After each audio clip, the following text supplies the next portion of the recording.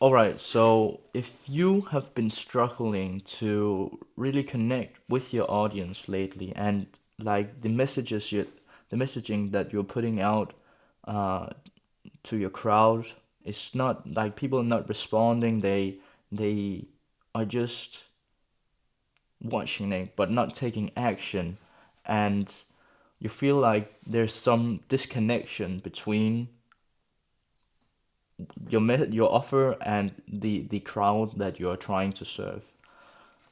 Then, my friend, I will give you this advice, and this is not me trying to sell you something. This is generally what had helped me understand how to sell to people one to many.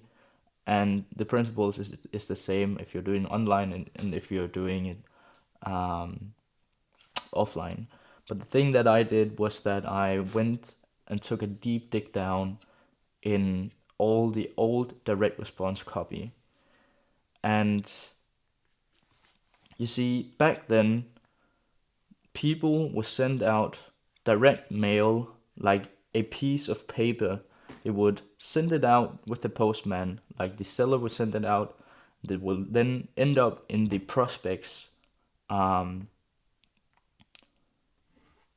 post case, and then they would pull out this letter, have a bunch, like a low bunch of letters with people selling them stuff, and then they would go like this. This will come in a in just go in the trash, and this one will outread. So they're sitting there scrolling through just like you're doing today, and people had to be really, really conscious about what their envelope would look like in order for people to, oh, this is interesting, I might read this.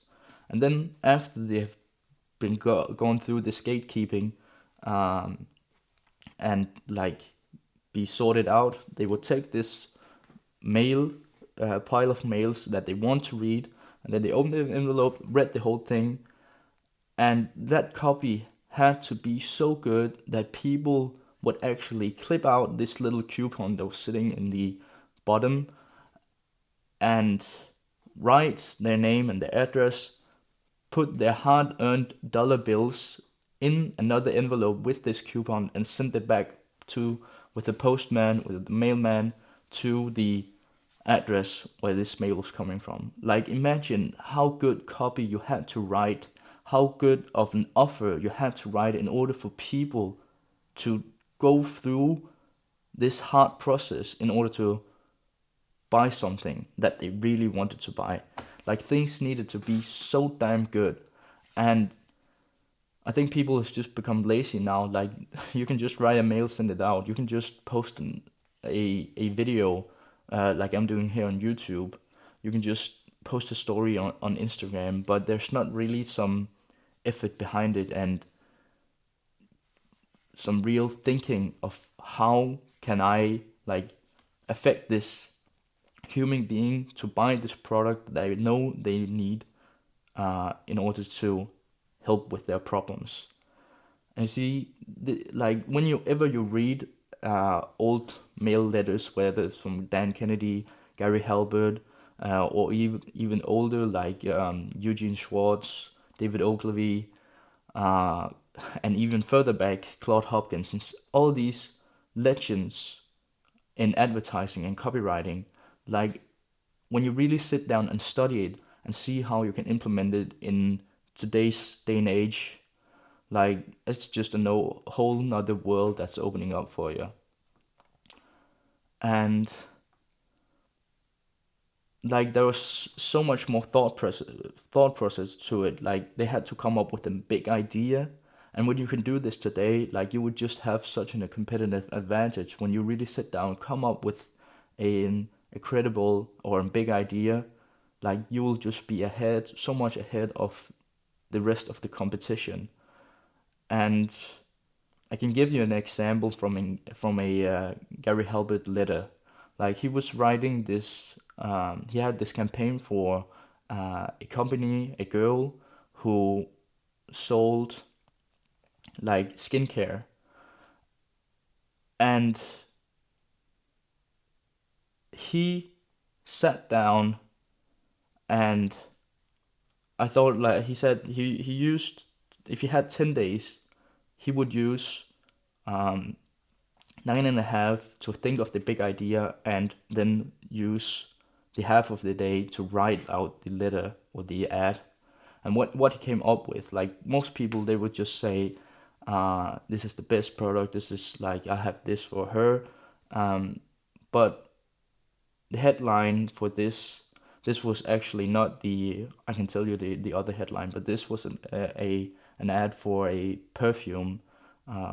The other, like the cream, was also really good. I can tell you that after. But for this perfume, like most average copywriters will talk about, oh, this is the best thing ever.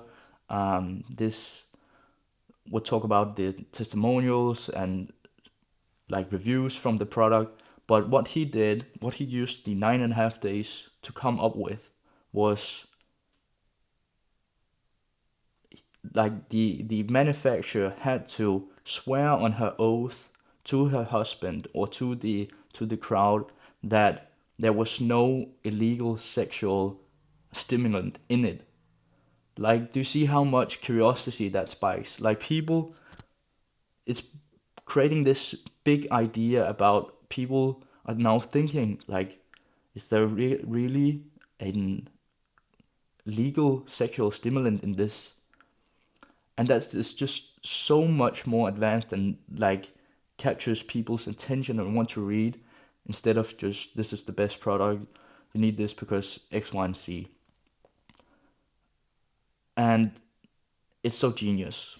And when you can really sit down and think of these things, and how they write or wrote headlines back then, how they created their whole body, and how they presented the CTA afterwards in order for people to buy the product, it was just so, like, there's so much effort, and it really worked back then. And imagine how it will work today. Like, if you really implemented all these things, like, there's no time delay today. Like, you don't have to send your things through the mailman and stuff like that. Like, people can get stuff in an instant, but if you apply the same copy, that, like, the principles they were using back then, like, you will just see a huge increase in your conversions, and you will learn how to speak more directly to your audience and create this market to message match by using good headlines, by using uh, figuring out the big idea, and creating a strong CTA, which most people don't do these days. So that was a bit of insight. So if you really are struggling to connect with your audience, try to look back and create a swipe file of old direct response copy stuff. I'll bet you'll find tons of good stuff back there. So this was it for this video. Take care. Peace.